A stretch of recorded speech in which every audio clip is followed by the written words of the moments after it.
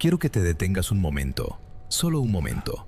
Antes de seguir haciendo scroll, antes de pasar al siguiente video, quiero preguntarte algo que tal vez nunca nadie te ha preguntado de esta manera. ¿Y si todo lo que estás viendo en las noticias, los misiles, las amenazas nucleares, los drones, los gritos de muerte a Israel desde Teherán, no fuera una sorpresa para Dios? ¿Y si todo esto, absolutamente todo, ya estuviera escrito? No en un libro de política, no en un análisis geopolítico de algún experto de la televisión, sino en la Biblia, hace más de 2500 años. Hermano, hermana, mi gente, lo que estás a punto de escuchar va a cambiar la manera en que ves el mundo, va a cambiar la manera en que lees el periódico, va a cambiar la manera en que oras, porque hay una guerra que el mundo llama política, que los analistas llaman geopolítica, que los presidentes llaman crisis internacional, pero que la Biblia llama por su verdadero nombre desde hace milenios. Y nadie, o casi nadie, te está contando la historia completa. Tal vez tú, que estás viendo esto, llevas días, semanas, meses preguntándote si el mundo se está acabando. Tal vez le prendiste una veladora a la Virgen, tal vez le pediste a Dios que no haya guerra, tal vez escuchaste algo en las noticias y sentiste ese frío en el estómago que te avisa que algo grande está pasando. Pues bien, hoy vamos a hablar de eso, sin miedo, sin catastrofismo barato, pero con toda la verdad bíblica que mereces escuchar.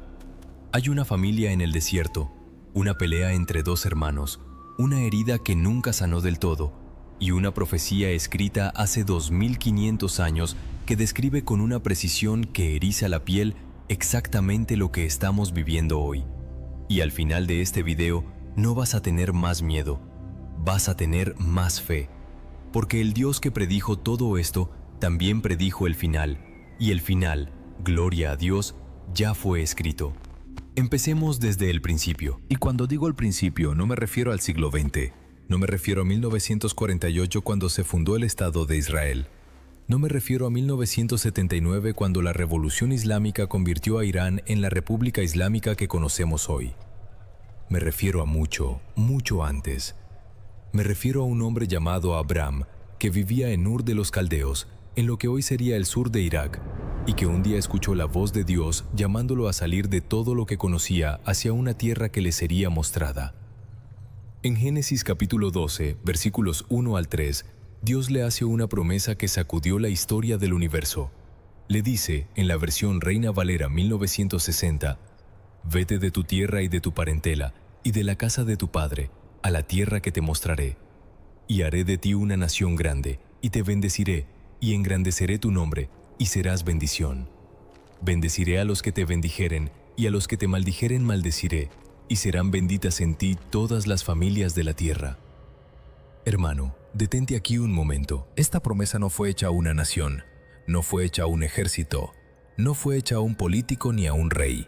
Fue hecha a un hombre de fe, a un hombre que ni siquiera tenía hijos, que ya estaba viejo, que tenía una esposa también mayor y sin hijos, y que sin embargo creyó. Y esa fe, esa obediencia, ese primer paso dado en la oscuridad sin saber a dónde iba, desencadenó una cadena de eventos que todavía hoy, miles de años después, sigue resonando en los titulares de los noticieros. Abraham creyó, caminó, llegó a Canaán, y Dios le dijo que esa tierra sería para sus descendientes. Solo había un problema. Abraham no tenía hijos, y los años pasaban, y Sara, su esposa, seguía sin quedar embarazada. Y aquí, hermano, aquí está la raíz de todo. No en una decisión política, no en una frontera mal trazada, no en el petróleo. Aquí, en la tienda de un nómada en el desierto, en la impaciencia de una mujer y la debilidad de un hombre, en la decisión humana de resolver lo que solo Dios podía resolver. Sara, que en ese entonces todavía se llamaba Sarai, tomó una decisión que en su cultura era perfectamente aceptable, pero que tendría consecuencias que ningún ser humano podía contener. En Génesis 16, versículo 1 al 2, leemos esto. Sarai, mujer de Abraham, no le daba hijos, y ella tenía una sierva egipcia que se llamaba Agar. Dijo entonces Sarai a Abraham, «Ya ves que Jehová me ha impedido que yo dé a luz. Te ruego, pues, que te llegues a mi sierva, quizá tendré hijos de ella. Y Abraham escuchó la voz de Sarai. Escuchó la voz de Sarai, hermano, no la voz de Dios, la voz de Sarai. Agar era una sierva egipcia. Algunos estudiosos creen que fue parte de los regalos que el faraón le dio a Abraham cuando éste estuvo en Egipto, en aquella historia donde Abraham, por miedo, dijo que Sara era su hermana. Así que incluso Agar tiene una historia detrás. No llegó a la tienda de Abraham por casualidad, y de esa unión nació Ismael. Su nombre en hebreo significa Dios oye, porque Dios oyó el clamor de Agar en el desierto cuando Sara la maltrató y ella huyó. Dios escuchó. Dios vio. Dios habló a Agar antes de que naciera su hijo y le dijo que de él nacería una gran nación. Ismael nació, y durante 13 años fue el único hijo de Abraham. 13 años en los que ese niño creció creyendo que él era el heredero, que él era la promesa, que él era el futuro.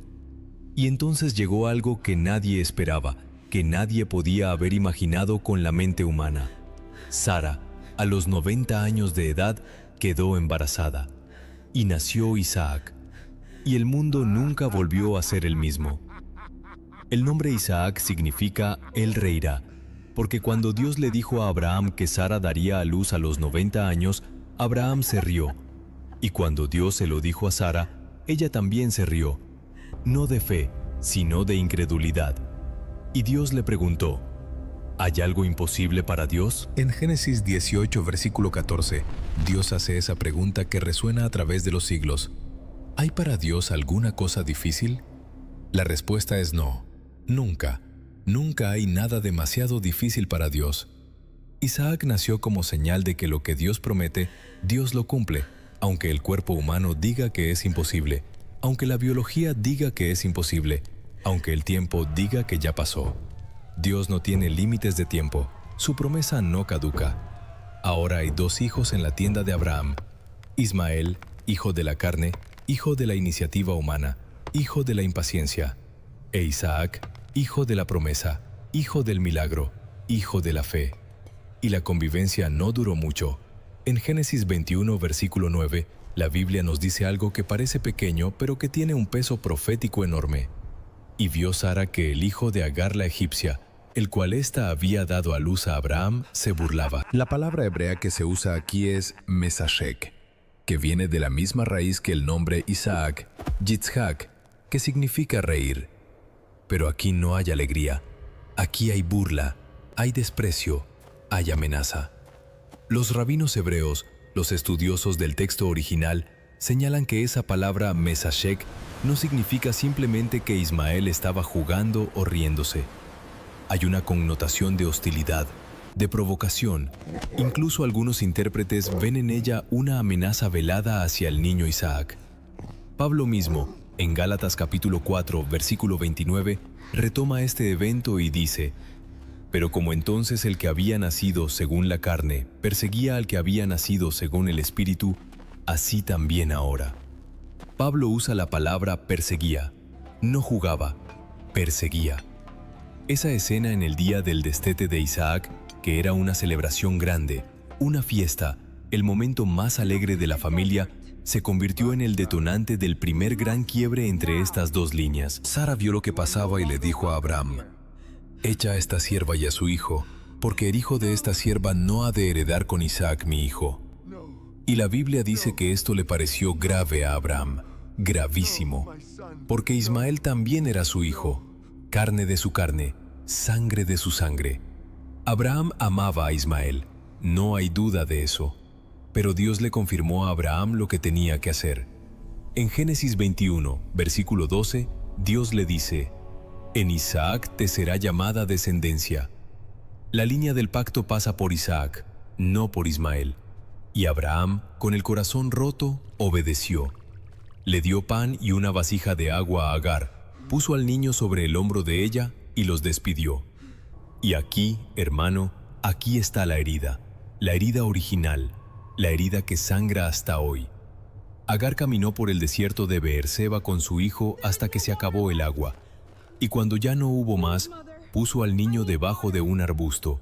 Se alejó como un tiro de arco, y se sentó a llorar porque no quería ver morir a su hijo. Puedes imaginar esa escena. Una madre en el desierto, sin agua, sin esperanza, con su hijo deshidratado debajo de un arbusto, llorando. Y Dios, el Dios de Abraham, el mismo Dios de Israel, oyó la voz del muchacho. Dios oyó. Y el ángel de Dios llamó a Agar desde el cielo y le dijo: ¿Qué tienes, Agar? No temas, porque Dios ha oído la voz del muchacho en donde está. Levántate, alza al muchacho y sosténlo con tu mano, porque yo haré de él una gran nación. Y Dios abrió los ojos de Agar, y ella vio un pozo de agua, un pozo donde no había nada antes, un milagro en el desierto, para Agar, para Ismael. El Dios de Abraham también es el Dios que ve a los que el mundo ha desechado. Este detalle es fundamental, hermano, porque el odio que nació entre estas dos líneas no viene de Dios, viene de la herida, viene del rechazo, viene de ese niño que creció en el desierto con el peso de haber sido expulsado, de haber sido el descartado, el que no era suficientemente bueno para quedarse. Esa herida no sanada se convirtió en el combustible espiritual de generaciones. Pero también hay que entender que Dios, desde el principio, dio una promesa sobre Ismael. En Génesis 16, versículo 10, el ángel le dice a Agar: multiplicaré tanto tu descendencia que no podrá ser contada a causa de la multitud. Y en Génesis 17, versículo 20, Dios le dice a Abraham: en cuanto a Ismael, también te he oído. He aquí que le bendeciré, y le haré fecundo y le multiplicaré mucho en gran manera. 12 príncipes engendrará, y haré de él una gran nación. Dios nunca abandonó a Ismael, nunca lo maldijo. Le dio una bendición real, una nación grande, una descendencia numerosa. Los árabes, históricamente, trazan su linaje a través de Ismael, aunque la genealogía exacta es compleja y debatida. Y el Islam, la fe que hoy mueve gran parte del mundo árabe y persa, se considera en muchas de sus tradiciones heredera del manto de Ismael. Pero hay una diferencia eterna en los pactos. Isaac recibe la tierra, el linaje mesiánico, la promesa de redención para toda la humanidad. A través de Isaac vendrá Jacob, y de Jacob las 12 tribus de Israel, y de la tribu de Judá vendrá el Rey de Reyes, Jesucristo, el Salvador del mundo. A través de esa línea que parecía imposible, que nació de un cuerpo de 90 años, Dios tejió el plan de salvación para toda la humanidad. Y también hay, en Génesis 16, versículos 11 y 12, una descripción profética del carácter y destino de Ismael que muchos encuentran perturbadoramente precisa. El ángel le dice a Agar antes de que nazca el niño: «He aquí que has concebido, y darás a luz un hijo, y llamarás su nombre Ismael, porque Jehová ha oído tu aflicción. Y él será hombre fiero, su mano será contra todos, y la mano de todos contra él, y delante de todos sus hermanos habitará». Hombre fiero, en hebreo es Pere Adam, literalmente hombre asno salvaje, y denota una persona de feroz independencia, que no se somete a ningún yugo, que vive en conflicto constante. Esto no es una maldición arbitraria, es una descripción profética del espíritu que marcaría a muchos de sus descendientes: independencia feroz, conflicto constante, resistencia a toda autoridad. Y la historia ha dado testimonio de eso una y otra vez, no como condena, sino como descripción. Pero hay algo más en esa profecía: delante de todos sus hermanos habitará. La NBI traduce esto como vivirá en conflicto con todos sus hermanos, y así ha sido.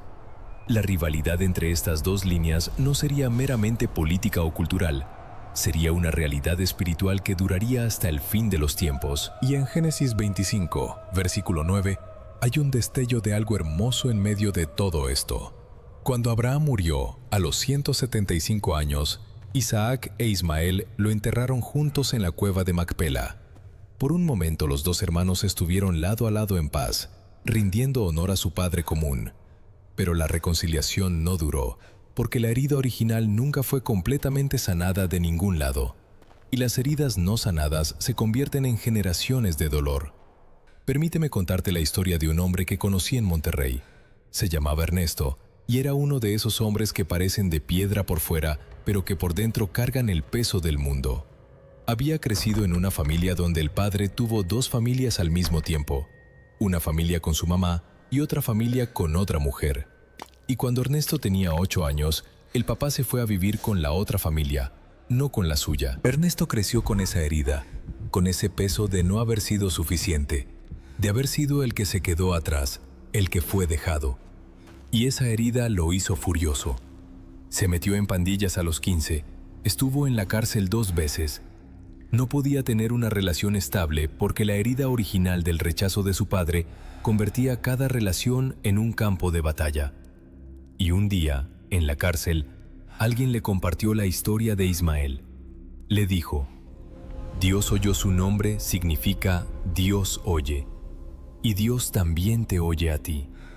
Y algo se rompió en Ernesto, porque por primera vez entendió que la herida no era el destino, que el rechazo del Padre terrenal no define lo que el Padre celestial siente por ti, que Dios abrió un pozo en el desierto para Ismael y que también podía abrir un pozo en su desierto. Hermano, ¿cuántos Ernestos hay en México? ¿Cuántos de los conflictos que vemos en las noticias, no solo entre países, sino en las familias, en los barrios, en las ciudades, tienen raíces en heridas que nunca sanaron? La historia de Ismael e Isaac no es solo historia antigua. Es el espejo de todo corazón humano que alguna vez fue rechazado y decidió convertir ese dolor en guerra. Y la buena noticia, la noticia que transforma vidas, es que Dios no abandona a los rechazados. Dios ve a los que el mundo no ve. Dios oye a los que el mundo no escucha. Dios abre pozos donde no hay agua. El Señor es fiel y su fidelidad no tiene excepción. Ahora bien, si la historia se quedara en Génesis, ya sería suficientemente poderosa. Pero el hilo profético que conecta a estas dos familias no termina con Ismael e Isaac. Continúa a través de siglos, de imperios, de guerras, de exilios, y llega hasta la Persia antigua, el Irán de hoy, con una historia que hace que se te pongan los pelos de punta. El libro de Esther está ambientado en la corte del rey Asuero, que la mayoría de los historiadores identifican con Jerjes I, el gran rey persa, que gobernó entre el 486 y el 465 a.C.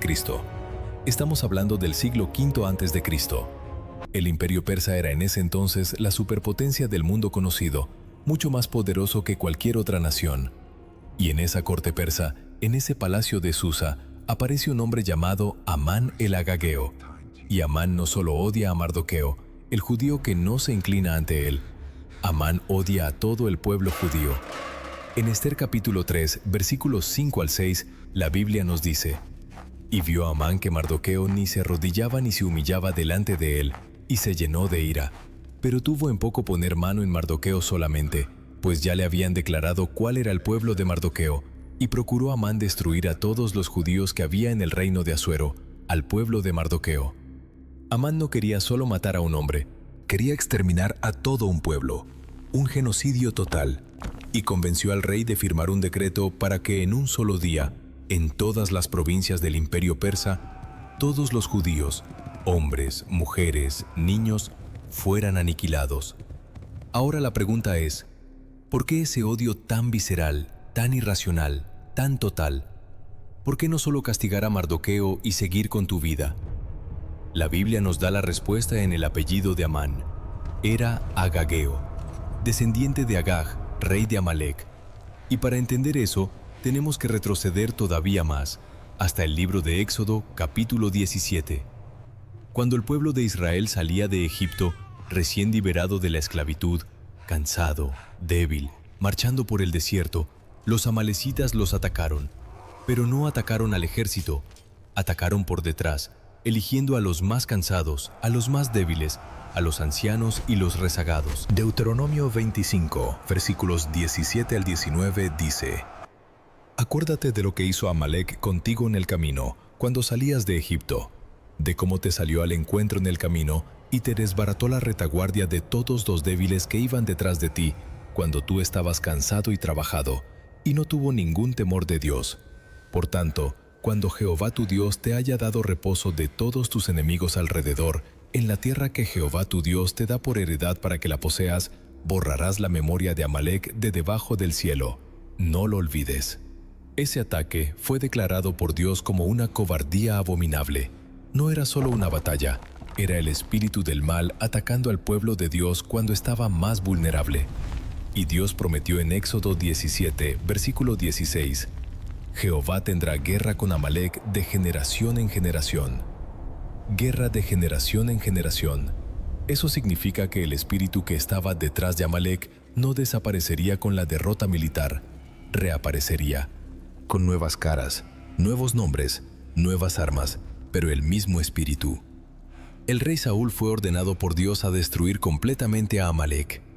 1 Samuel 15 es uno de los capítulos más duros de toda la Biblia. Dios le ordena a Saúl que no deje nada con vida, y Saúl obedeció, casi. Perdonó al rey Agag, guardó las mejores ovejas y los mejores bueyes, y esa desobediencia parcial le costó el reino. El profeta Samuel le dijo, ¿se complace Jehová tanto en los holocaustos y víctimas como en que se obedezca a las palabras de Jehová? Ciertamente el obedecer es mejor que los sacrificios, y el prestar atención que la grosura de los carneros. 1 Samuel 15, versículo 22. Saúl perdió el reino por no terminar lo que Dios le mandó terminar. Y el descendiente de ese Agag que Saúl dejó con vida, siglos después, reapareció en la corte persa con el nombre de Amán, con un decreto de exterminio en la mano. Lo que no se trata completo, regresa. Las raíces espirituales no eliminadas brotan de nuevo. Y en Persia, el Irán de hoy, el espíritu del genocidio contra el pueblo judío se manifestó con una nueva cara, un nuevo contexto, pero el mismo corazón. Sin embargo, Dios lo invirtió de nuevo. Esther, la joven judía que se había convertido en reina sin que nadie supiera su origen, arriesgó su vida y se presentó ante el rey. Y el rey extendió el cetro de oro. Y Amán fue colgado en la misma horca que había mandado construir para Mardoqueo, y su familia fue destruida. El libro de Esther enseña una verdad que resuena a través de las edades. Quien levanta la mano contra el pueblo de Dios termina destruido por la trampa que él mismo tendió. Gloria a Dios. Ahora bien, hay algo que hace que la conexión entre Irán y el pueblo de Israel sea todavía más impresionante. Y es que en la historia, Persia fue aliada de Israel, no enemiga. El rey Ciro el Grande, el gran Ciro de Persia, fue el que en el año 538 a.C. liberó a los judíos del cautiverio babilónico. Decretó que pudieran regresar a su tierra y reconstruir el templo. Segundo de Crónicas 36, versículo 22 y 23, y también el primer capítulo de Esdras registran este decreto histórico.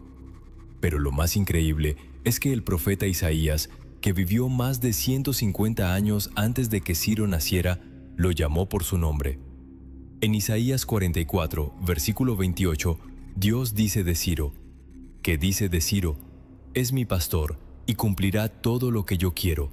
Al decir a Jerusalén, serás edificada, y al templo serás fundado. Y en Isaías 45, versículo 1, Dios llama a Ciro su ungido. El término hebreo usado es Mashiach, el mismo que se traduce como Mesías. Es el único rey pagano en toda la Biblia al que Dios llama con ese título. Un rey persa, un rey de lo que hoy es Irán, llamado ungido de Dios. ¿Puedes ver la paradoja? El país que hoy grita muerte a Israel fue, en el plan de Dios, el instrumento de restauración del pueblo de Israel. Ciro no solo los liberó. Bajo el dominio persa se reconstruyó el templo, que es el corazón espiritual del pueblo judío. ¿Cómo entonces pasó de ser el gran aliado a ser el declarado enemigo existencial? Y aquí la Biblia no solo da el marco histórico, da también el marco profético para entender lo que viene. El libro de Ezequiel, capítulos 38 y 39, contiene una de las profecías más asombrosas y más debatidas de toda la Escritura. Se conoce como la guerra de Gog y Magog. Ezequiel era profeta en el exilio babilónico y recibió esta visión alrededor del año 593 a.C. En ella, Dios le muestra una coalición de naciones que en los últimos tiempos atacará a Israel, cuando el pueblo judío haya regresado a su tierra de los rincones de la tierra donde fue dispersado. Y entre las naciones de esa coalición, en Ezequiel 38, versículo 5, se menciona explícitamente a Parás. Parás es la palabra hebrea para Persia, el Irán de hoy. Junto con Etiopía y Libia y otras naciones, Persia formará parte de una coalición que intentará destruir a Israel. Lo que hace esto extraordinariamente poderoso es el contexto histórico. Cuando Ezequiel escribió estas palabras, Persia era todavía un aliado de Israel, o al menos no un enemigo. Ciro el Grande liberaría a los judíos décadas después de esta profecía, así que desde la perspectiva humana, habría sido completamente impensable que Persia se convirtiera en enemiga de Israel. Pero la profecía lo dijo. Y hoy, 2500 años después, Irán, la Persia de la Biblia, financia a Hezbollah, financia a Hamas, ha disparado misiles balísticos directamente contra territorio israelí, tiene un programa nuclear cuyo destino final nadie duda, y sus líderes declaran públicamente que Israel debe ser borrado del mapa. La profecía no habla de la Persia del pasado, habla de la nación que vendría a ocupar ese territorio, y esa nación hoy es la República Islámica de Irán. Pero hay algo más en esta profecía que tiene que llenarte de fe. El texto de Ezequiel 38 no dice que Israel destruirá esta coalición por fuerza militar, dice que Dios mismo intervendrá. En Ezequiel 38, versículos 19 al 22, Dios dice: «Porque en mi celo y en el fuego de mi ira lo he dicho, que en aquel tiempo habrá gran temblor de tierra sobre la tierra de Israel, que los peces del mar, las aves del cielo, las bestias del campo, y todo animal que se mueve sobre la tierra, y todos los hombres que están sobre la faz de la tierra, temblarán ante mi presencia. Y los montes serán derribados, y los vallados caerán, y todo muro caerá a tierra. Y llamaré contra él la espada en todos mis montes, dice Jehová el Señor. La espada de cada cual irá contra su hermano. Y yo litigaré contra él con pestilencia y con sangre, y haré llover sobre él, y sobre sus ejércitos, y sobre los muchos pueblos que están con él, impetuosa lluvia, y piedras de granizo, fuego y azufre. La batalla de Gog y Magog no la ganará el ejército israelí, la ganará el mismo Dios que partió el Mar Rojo, el mismo Dios que hizo llover fuego sobre Sodoma y Gomorra, el mismo Dios que detuvo el sol para Josué. La historia no está fuera de control. Está siguiendo un guión que fue escrito mucho antes de que existieran los tanques, los misiles o los drones. Pero entonces, ¿por qué un país que fue tan favorable al pueblo judío bajo Ciro ahora alberga ese odio tan visceral? ¿Por qué Irán, que en el siglo V a.C. fue el instrumento de restauración del pueblo de Israel, en el siglo XXI es su enemigo más declarado? La respuesta tiene que ver con algo que la Biblia no describe directamente, pero que el marco profético ilumina con claridad: el cambio de una cosmovisión espiritual. Cuando el Islam apareció en el siglo VII después de Cristo y conquistó el imperio persa en el año 651, la antigua Persia adoptó una cosmovisión religiosa completamente diferente. Y en su interpretación chiita radical, que es la que prevalece en el Irán de hoy, existe una doctrina escatológica, es decir, relacionada con el fin de los tiempos, que dice que Israel no puede existir cuando llegue el Mahdi, el Mesías islámico de la tradición chiita. Según esta teología, el Estado de Israel es un obstáculo para el fin de los tiempos que ellos esperan. La destrucción de Israel no es solo política, es escatológica, es religiosa, es el cumplimiento de una doctrina. El régimen iraní ha transformado literalmente el espíritu de Amán en política de Estado. Muerte a Israel no es retórica vacía, es doctrina. Y así, lo que Amán intentó hacer con una horca en Persia, el régimen iraní lo intenta hacer con drones, con misiles balísticos y con fuerzas proxy armadas en toda la región. El escenario cambia, el espíritu permanece, y el pueblo de Dios, como siempre, se mantiene en medio de la tormenta porque Dios mismo es su escudo. En Zacarías capítulo 2, versículo 8, Dios dice algo que debería llenar de sobrecogimiento a cualquiera que tenga planes de hacerle daño a Israel. Porque así ha dicho Jehová de los ejércitos: tras la gloria me enviará él a las naciones que os despojaron, porque el que os toca, toca la niña de su ojo. La niña del ojo de Dios. Eso es Israel para Dios. Y quien toca la niña del ojo de alguien, toca lo más sensible, lo más protegido, lo más querido. No porque Israel sea perfecto, sino porque Dios es fiel a sus promesas y su pacto no tiene fecha de vencimiento. Y ahora, Hermano, hermana, llega el momento más importante de esta conversación, porque tal vez estás viendo todo esto y piensas, bueno, muy interesante la historia, muy impresionantes las profecías, pero ¿qué tiene que ver todo esto conmigo?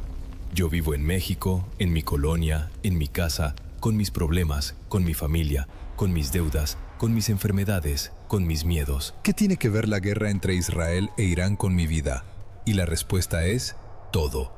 Todo tiene que ver con tu vida, porque lo que esta historia nos enseña no es solo geopolítica, es algo mucho más profundo, mucho más personal, mucho más urgente.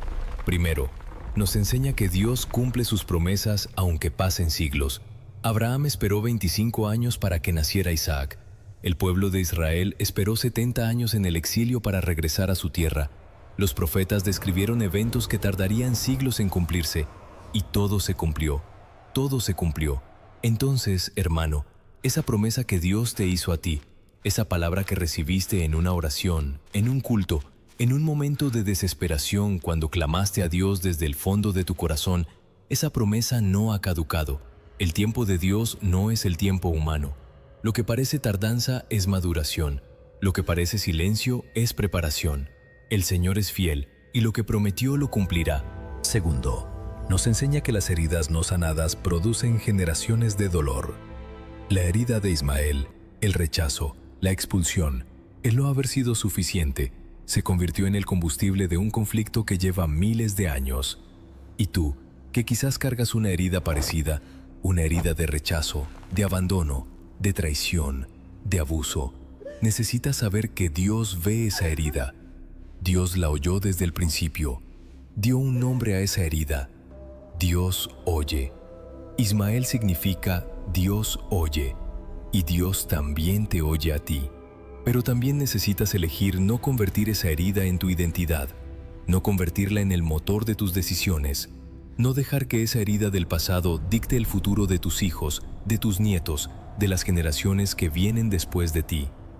Tercero, nos enseña que lo que Dios protege, ningún hombre puede destruir. Han intentado eliminar al pueblo judío en Egipto con infanticidio, en el desierto con falta de agua y alimento, en Persia con el decreto de Amán, en Babilonia con el exilio, en el siglo XX con el Holocausto, y sigue en pie, sigue en su tierra, sigue siendo una nación, no porque sea militarmente superior, sino porque Dios dijo que así sería. Y si Dios dijo que así sería, así será. Y lo mismo aplica para ti. Si Dios dijo que eres su hijo, nadie te puede quitar esa filiación.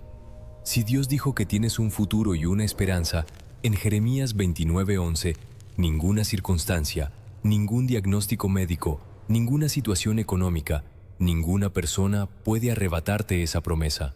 Lo que Dios protege no se destruye. Tal vez tú, que estás viendo esto, estás en un momento de crisis. Tal vez el matrimonio está en el filo. Tal vez el trabajo se cayó. Tal vez hay una enfermedad que te quitó el sueño. Tal vez hay un hijo que se fue por el camino equivocado y llevas años orando sin ver respuesta. Y lo que ves en las noticias, esta tensión entre Israel e Irán, estos misiles, estas amenazas, este mundo que parece estar al borde del abismo, no hace sino aumentar esa sensación de que todo se está derrumbando. Quiero hablarte con toda la honestidad de mi corazón. Sí, el mundo está viviendo tiempos proféticos. Sí, lo que vemos se parece mucho a lo que la Biblia describió. Pero el error que muchos creyentes cometen es mirar las señales del tiempo y olvidar al Señor del tiempo. El error es poner los ojos en los misiles y quitarlos del Dios que prometió que al final gana, que al final toda rodilla se doblará, que al final toda lengua confesará, que al final el Cordero de Dios reinará y no habrá más lágrimas, ni más dolor, ni más muerte. ¿Estás mirando los misiles o estás mirando al Señor? Porque aquí está la confrontación que te traigo hoy con todo el amor del mundo. Hay algo en tu vida que estás mirando más que a Dios. Hay algo que ocupa más espacio en tu corazón que la presencia de Dios. Tal vez es el miedo. Tal vez es la amargura. Tal vez es el resentimiento contra alguien que te hirió hace 10, 20, 30 años. Tal vez es la ansiedad por el futuro. Tal vez es la duda de si Dios realmente existe, si realmente escucha, si realmente se interesa en tu vida pequeñita, en tu colonia. con tus problemas que parecen tan insignificantes comparados con la geopolítica mundial. Y Dios te dice hoy lo mismo que le dijo a Agar en el desierto. ¿Qué tienes? Esa pregunta no es de ignorancia. Dios sabía perfectamente lo que tenía Agar, pero te hace la pregunta para que tú mismo lo pongas en palabras, para que lo saques del corazón a la boca, para que lo declares y lo sueltes. ¿Qué tienes hoy? ¿Qué carga llevas que nunca le has entregado completamente a Dios? Porque Dios también abre pozos en tu desierto. Dios también ve lo que nadie más ve. Dios también oye lo que nadie más oye. Y el mismo Dios que intervino en el desierto de Beerseba, que invirtió el decreto de Amán, que llamó a Ciro por su nombre 150 años antes de que naciera, ese mismo Dios está en tu historia personal, en tu familia, en tu destino. Y su plan para ti no es de mal, sino de bien, para darte un futuro y una esperanza. Ahora vayamos a la tercera gran verdad profética que este tema nos revela, la que habla no solo del conflicto, sino del desenlace, no solo de la guerra, sino de la paz, no solo de la herida, sino de la sanidad. Porque el Dios de la Biblia no es solo el Dios de los juicios, es el Dios de la restauración, es el Dios que tiene la última palabra. Y la última palabra en este conflicto entre Israel e Irán, entre las dos líneas de Abraham, entre el pueblo del pacto y las naciones que los rodean, no es guerra, es reconciliación, es redención, es la culminación del plan de Dios para toda la humanidad. Isaías capítulo 19, versículos 23 al 25, contiene una de las profecías más sorprendentes y menos predicadas de toda la Escritura. Dios describe un tiempo futuro, un tiempo que todavía no ha llegado, en el que Egipto, Asiria e Israel adorarán juntos al Señor. Y Dios dice algo que hace que se me estremezca el corazón cada vez que lo leo.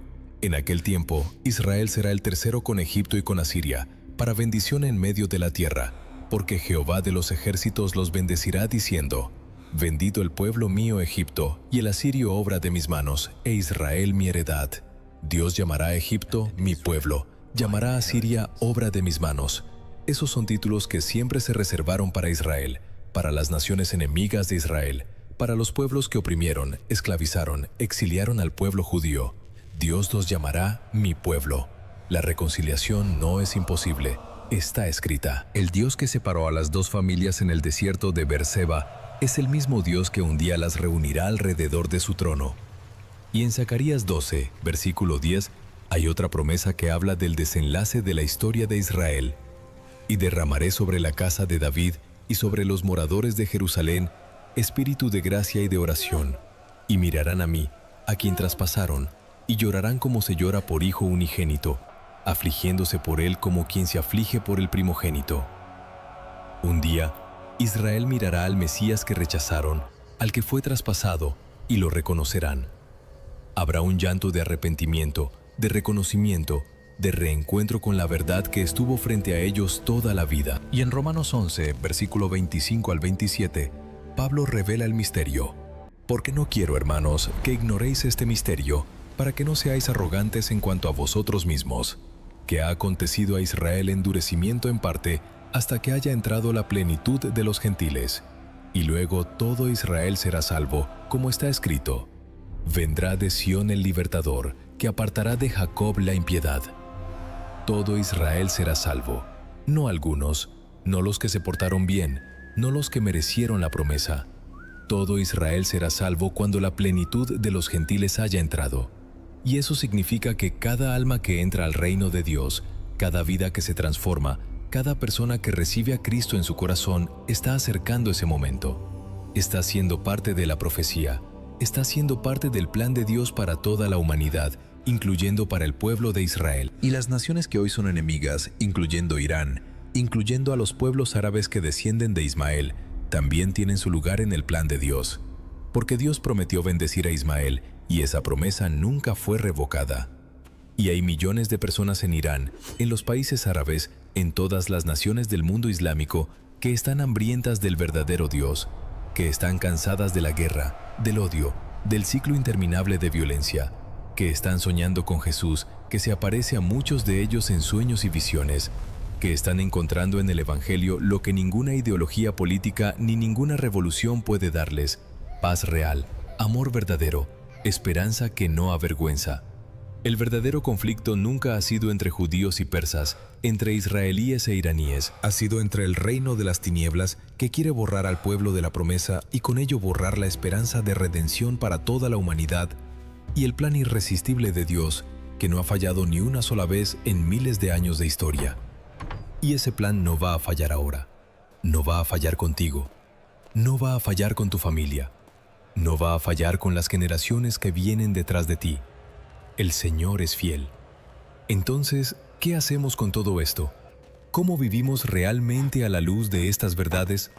Porque no queremos ser personas que solo acumulan conocimiento profético, que saben mucho, pero que no saben cómo llevarlo a la vida diaria, a la realidad de todos los días. Así que hoy quiero darte 7 pasos concretos, prácticos, que puedes comenzar a aplicar desde esta misma semana. Primero, ora por la paz de Jerusalén. El Salmo 122, versículo 6 dice: «Pedid por la paz de Jerusalén, sean prosperados los que te aman». Esto no es una sugerencia opcional, es un mandato bíblico, y además viene acompañado de una promesa. Los que oran por la paz de Jerusalén serán prosperados. Pero es importante entenderlo bien. No se trata de una prosperidad material automática, como si fuera una fórmula mágica. Es algo más profundo. Es una conexión con el corazón y el plan de Dios que produce bienestar espiritual, dirección, protección y propósito en tu vida. Empieza esta misma semana a incluir en tu oración diaria una petición específica por Jerusalén, por Israel, por la paz en esa región, pero también por la salvación de todos los pueblos involucrados: iraníes, israelíes, árabes, palestinos. Porque al final, todos son potencialmente hijos de Dios y todos tienen un lugar en el corazón del Padre. Segundo, sana tus heridas de rechazo. La historia de Ismael nos enseña algo muy claro. Una herida que no se sana no desaparece, se transforma en conflicto. Hoy, con total honestidad, hazte esta pregunta: ¿hay una herida de rechazo en mi vida que nunca he procesado completamente? ¿Hay alguien a quien no he perdonado? No porque seas una mala persona, sino porque el dolor fue tan profundo que el perdón se siente imposible. Entiende esto: el perdón no es justificar lo que te hicieron ni decir que estuvo bien. El perdón es soltar la carga para que deje de pesarte a ti. Es romper la cadena que te mantiene atado al pasado. Es decirle a Dios con sinceridad: yo no puedo solo con esto, pero tú sí puedes. Yo te entrego esta herida.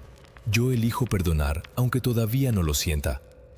Y ese acto de voluntad, sostenido por la gracia de Dios, transforma vidas. No de la noche a la mañana, pero transforma de verdad.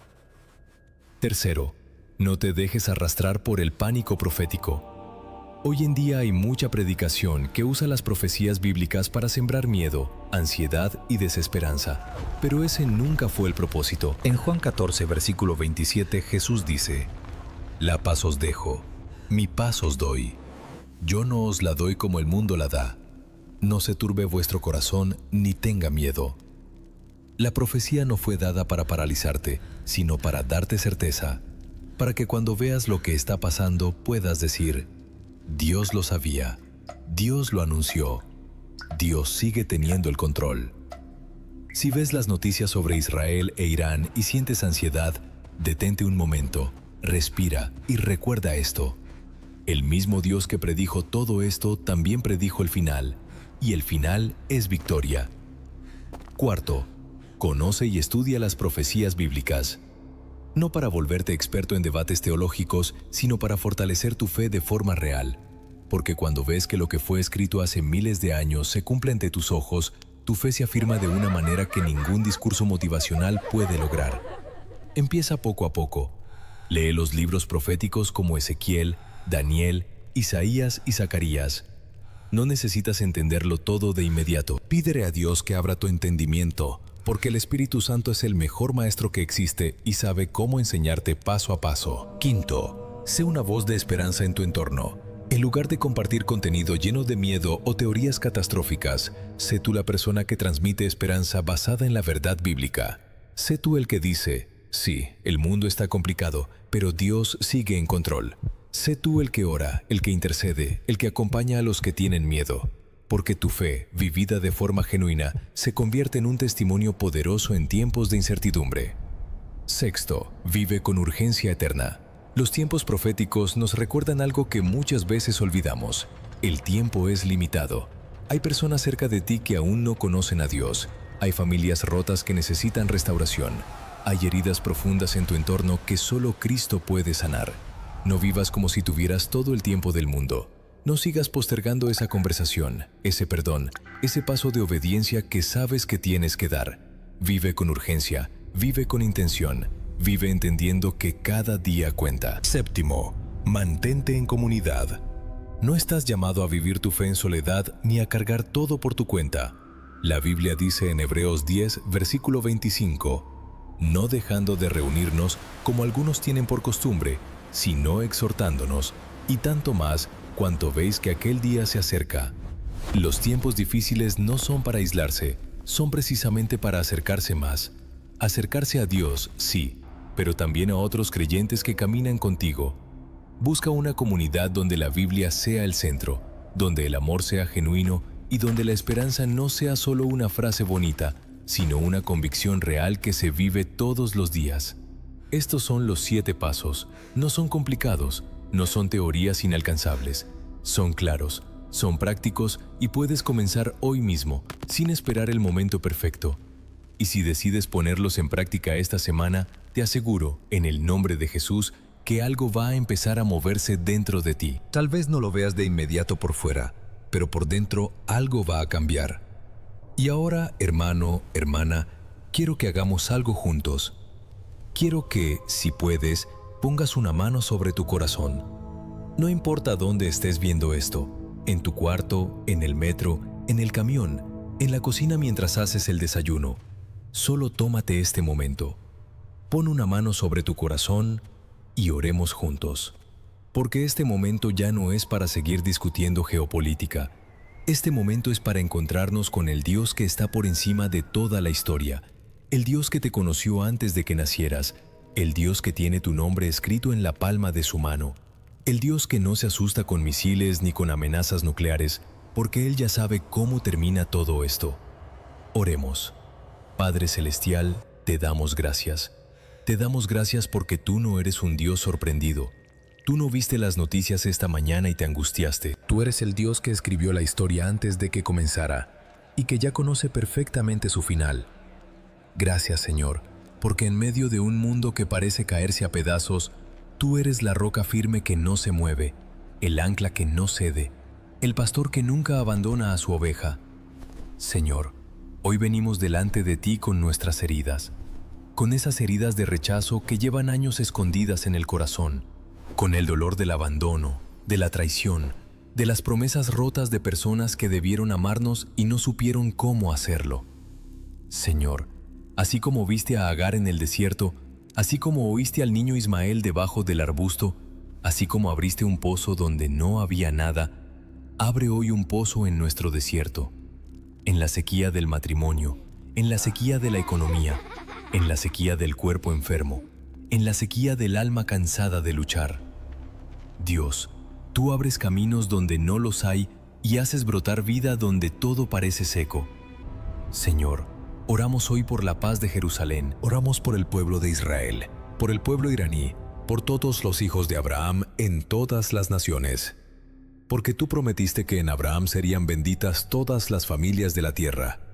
Que tu evangelio alcance a todos los que están atrapados en el odio, en la guerra, en la oscuridad de ideologías que los están destruyendo. Señor, que tu amor rompa las cadenas que la política no puede romper.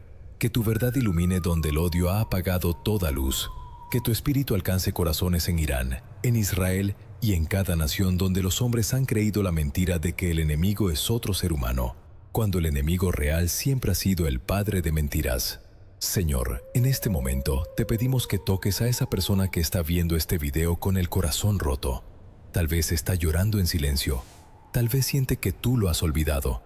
Tal vez cree que la promesa que recibió hace años ya murió. Pero hoy, Señor, recuérdale que tú eres el Dios que cumple lo que promete, aunque pasen años.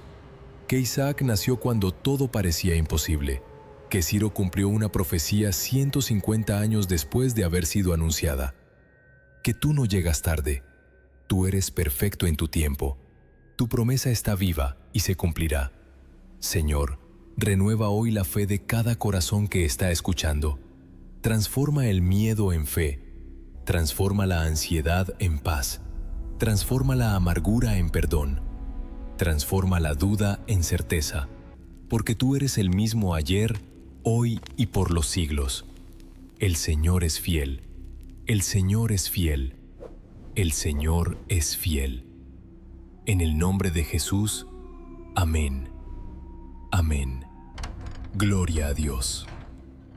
Hermano, hermana, llegamos al final de este recorrido por la historia más antigua y más relevante del mundo.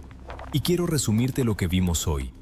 Todo comenzó con dos hermanos en el desierto, Ismael e Isaac, hijos del mismo padre, herederos de diferentes pactos, portadores de heridas y promesas distintas. El conflicto entre sus líneas no fue inventado por los políticos del siglo XX.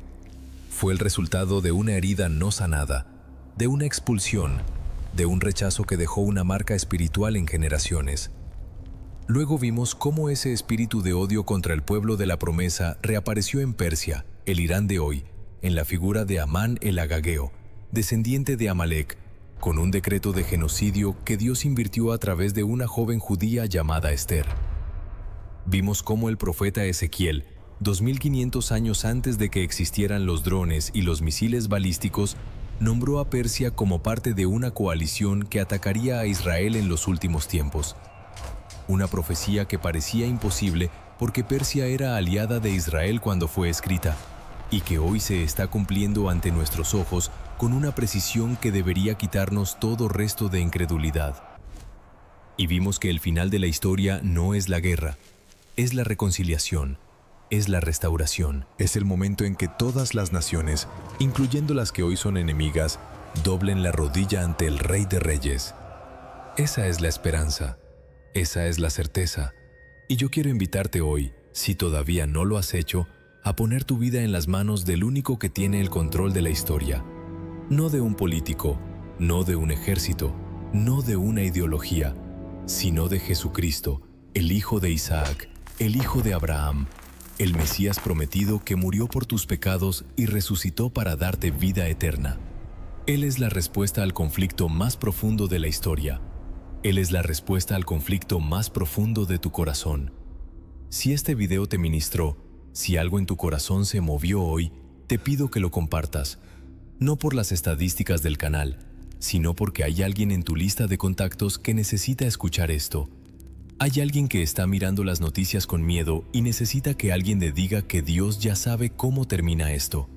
Sé tú ese alguien. Comparte este video. Y si no estás suscrito todavía, suscríbete porque cada semana traemos contenido que edifica, que confronta con amor y que transforma la vida de los creyentes hispanohablantes en todo el continente. La próxima semana vamos a hablar de otro tema que te va a sacudir. No te lo pierdas. Que Dios te bendiga, que el Señor te guarde y recuerda siempre, la historia no está fuera de control. Está siguiendo un guión escrito por Dios y el capítulo final ya fue revelado. Hay victoria en Cristo. Y para terminar, quiero dejarte 5 preguntas que puedes usar en tu estudio personal o en tu grupo pequeño esta semana. Primera, ¿qué herida de rechazo en tu propia vida podría estar afectando tus relaciones actuales, similar a como la herida de Ismael afectó a generaciones? Segunda, ¿qué te dice sobre el carácter de Dios el hecho de que Él también bendijo a Ismael y oyó su clamor en el desierto, aunque no fuera el hijo del pacto? Tercera, si Ezequiel pudo nombrar a Persia como enemiga de Israel 2500 años antes de que sucediera, ¿qué otras profecías bíblicas que parecen imposibles deberías tomar más en serio? Cuarta, ¿cómo cambia tu manera de orar saber que el conflicto en el Medio Oriente es parte de un plan profético y no un accidente de la historia? Quinta, ¿hay algún Amán en tu vida? ¿Alguien o algo que has permitido que ocupe un lugar de poder sobre ti que Dios quiere que enfrentes con la misma valentía que Esther? Israel e Irán, la guerra que la Biblia predijo hace 2500 años y nadie te está contando. En este poderoso estudio bíblico profético descubrimos el origen espiritual del conflicto entre Israel e Irán, desde la historia de Ismael e Isaac en Génesis hasta las profecías de Ezequiel 38 sobre la guerra de Gog y Magog. ¿Sabías que Persia, el Irán de hoy, fue llamada por nombre en la Biblia hace 2500 años como enemiga de Israel en los últimos tiempos? ¿Sabías que el mismo espíritu que movió a Amán en el libro de Esther sigue operando hoy en el régimen iraní?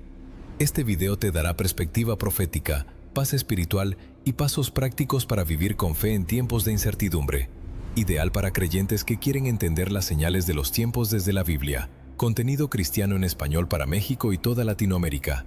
Profecía bíblica, Israel, Irán, fin de los tiempos, Génesis, Ezequiel, libro de Esther, Ismael e Isaac, guerra espiritual, Medio Oriente, señales del tiempo, predicación en español, estudio bíblico, México cristiano, fe en tiempos difíciles, Apocalipsis, geopolítica bíblica, Israel hoy, verdad bíblica, Jesús es el camino.